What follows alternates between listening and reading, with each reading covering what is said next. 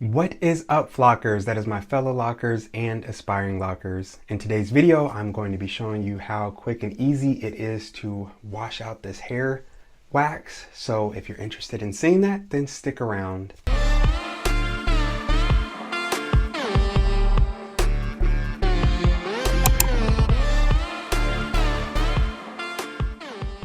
Alright, if you tuned into my last video, then you know that I just recently applied this hair wax and you saw how quick and easy it goes on in a matter of like 10 minutes for me to do my entire hair, my entire head, and you saw how creamy and buttery it was. And yeah, the color, honestly, depending on what type of lighting you're in, can vary. You know, in here it looks pretty mute under certain type of lights.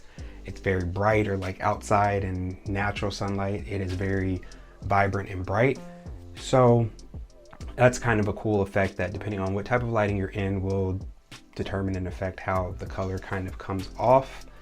But yeah, I am ready to wash my hair and get this out. A good thing about the hair wax is that my hair is not heavy. It doesn't feel weighed down. It actually feels moisturized, unlike when I use the hairsprays to color. So that's one cool thing about it. Like, my hair still moves and, you know, it does not feel heavy. It doesn't feel gross. You see, I put my hands all on my hair and there's not much transfer. There is a little bit of dust on my fingers, but nothing too crazy. Just to give you an idea of the transfer of that. But yeah, like I said, I just wanted to show you how quick and easy it is to wash this out and how it doesn't take a lot of time or effort. So we're gonna go ahead and hop into the shower. But another cool thing is that I did have multiple people today ask me if I dyed my hair. So that's just another testament to the hair wax and how natural it looks, because people think that this is actual hair dye, that I dyed my locks, as opposed to just a temporary color wax. All right, so let's go ahead and hop into the shower and get this going. I'm not trying to do a voiceover, so in the shower, just gonna go through my normal routine that I would for any other wash day. Gonna wash with my good old Royal Oils shampoo, and then I go in after that and add some herbal essence, and then I'll do my Royal Oils conditioner. That's pretty much that. But first, of course, I'm gonna rinse, so I can rinse out of as much of this as possible before going in with shampoo.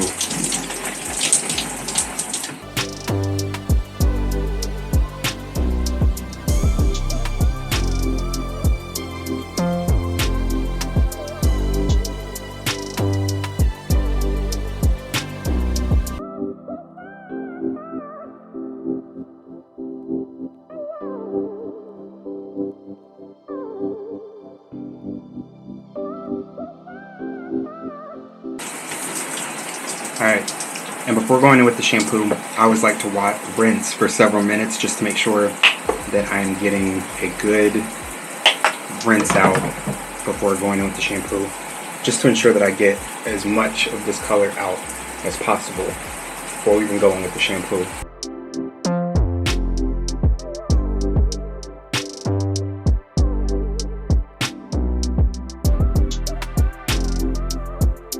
And we're done with that portion. Now we just gotta put a little oil in it and we're done.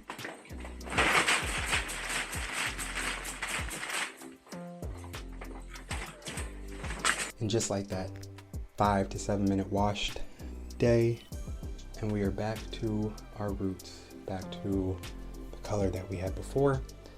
And now just gonna towel dry my hair a little bit, t-shirt dry my hair, put some oil in it, a little bit of leave-in conditioner, and then we're done.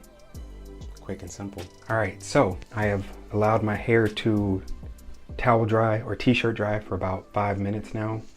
Don't leave it on for long at all, just enough to make it so that my hair is not soaking wet. And y'all, honestly, my moisturizing routine post-wash is still the same. I go in with my DIY oil. As you can probably see, I'm getting low, so it is about time for me to make some more. And I go in with a generous amount. I don't play when it comes to post-wash moisturizing. All right, so I have always put oil in my hair pretty much since month 1 and never had any issues with it. In fact, I feel like it has helped my lock journey, helped with keeping my locks and my scalp moisturized, not feeling brittle or anything like that. But each set of locks is different, each head is different, and so you need to know your locks and your head and know what works for you.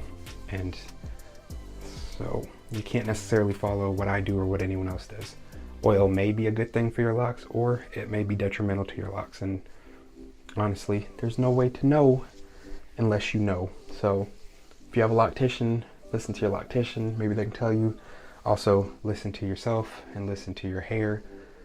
And if you know that your hair and scalp needs a little bit of oil, but don't go putting oil in your hair when you've got baby locks, starter locks, or anything like that, because you can cause slippage and all that good stuff. So make sure that your locks are at least in a stage where they're not gonna, I have Braidlocs, and so even from day 1 there was not going to be any slippage or unraveling, so I've never had to worry about that. And then I go in and use some Locks locking moisturizer as my leave-in conditioner. 1, because it helps make my locks softer and moisturizes them. And 2, because it just smells so stinking amazing. Absolutely love this stuff. And not sponsored by them at all, although if they ever want to sponsor me, come through, Locks. But I do love this product by them. The smell alone is enough for me to be sold, but it really does soften my locks, not in a unravel and soften, but just in a, they're not crunchy and hard after they dry when I do this. So I don't know, to me this is like the lock method that Loose Naturals talked about a lot. You know, going in with, you got your liquid, I don't know if that's what the L stands for, but you have your liquid, and then you also use your oil and your cream. That's what I do. But again, just like with the oil, this might not be for you. You might not be able to use leave-in conditioner in your locks. Maybe you can, maybe you can't. So determine what's right for you and your lock journey. Make sure you do that. If you found this video helpful or insightful at all, make sure to hit the like button and also hit the subscribe button so that you can join the flock. And before you go anywhere, make sure to check out some of the other videos that have popped up on the screen. I'll see you there.